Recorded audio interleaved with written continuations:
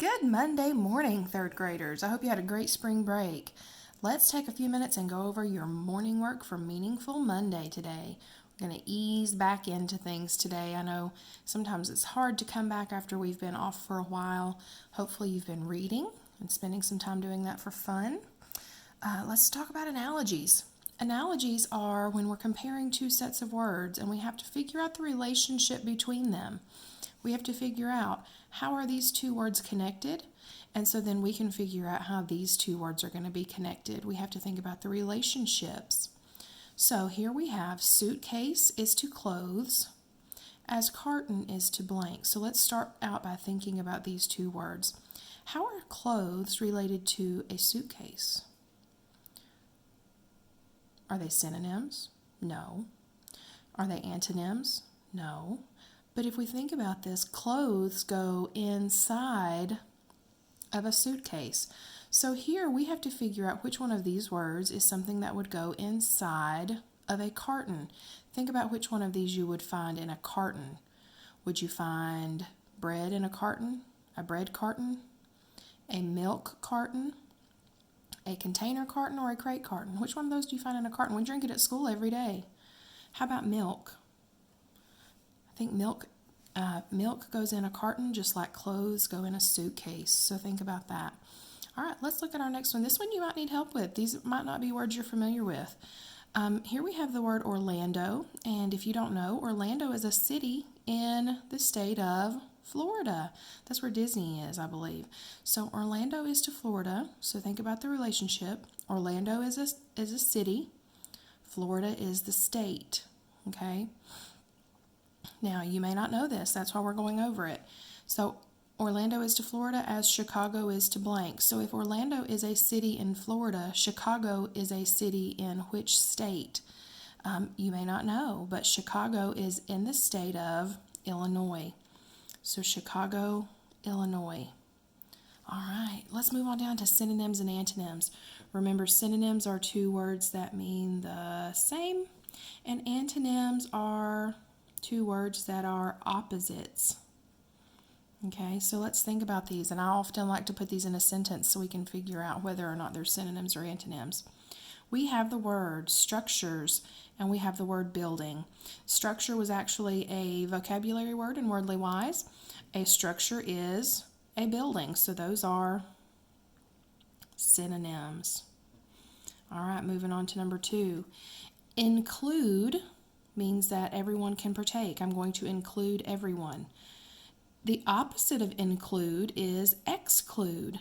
If I exclude you from our activity, that means I will not let you participate.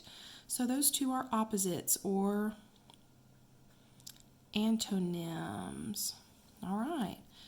Number 3, seized. I often think about those like cop shows where they come in and seize people's belongings. They take them. They grab them and take them. So seized means to grab and take. Release means to let go. So those are antonyms, opposites. All right, dispute.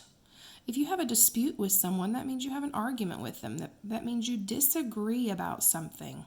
So disagree or dispute would be the opposite of agreement. So again, we have two words that are, oh no, I'll fix it, antonyms. Okay, we have the word on number 5. We have the word crouch. You might crouch down to go underneath the limbo stick, or you might squat down. So crouch and squat mean the same. So what are they? That's right, they're synonyms. Okay.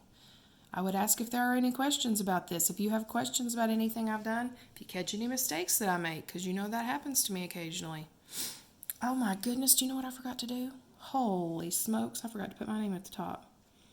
The first thing I do is always the same. I pick up my pencil and write my name.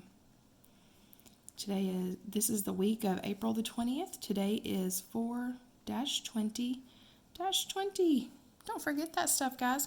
All right, over here, since this is Meaningful Monday, we're talking about word meanings. We have a word here in bold We have the word called. Called is a multi-meaning word. It has more than one meaning. And here in our answer choices, we have some meanings that we have some of the options. Called can mean shouted. It can mean phoned, or you called on the phone.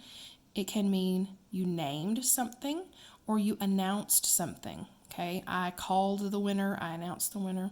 I called my cat Jim Bob, or I named my cat Jim Bob.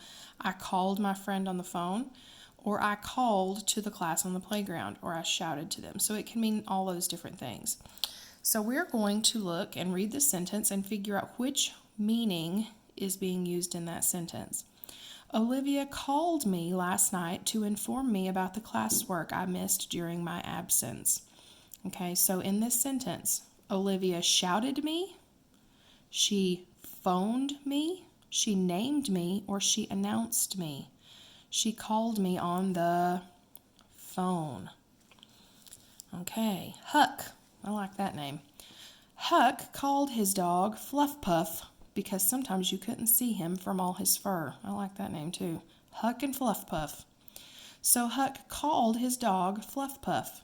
He shouted his dog Fluff Puff. He phoned his dog Fluff Puff. He named his dog Fluff Puff, or he announced his dog Fluff Puff. I think you know the right answer there. He named his dog Fluff Puff. Okay. Guys, make sure that if you've already done this, you go back and make corrections if needed. If you haven't already done it, then do it with me. I will talk to you soon.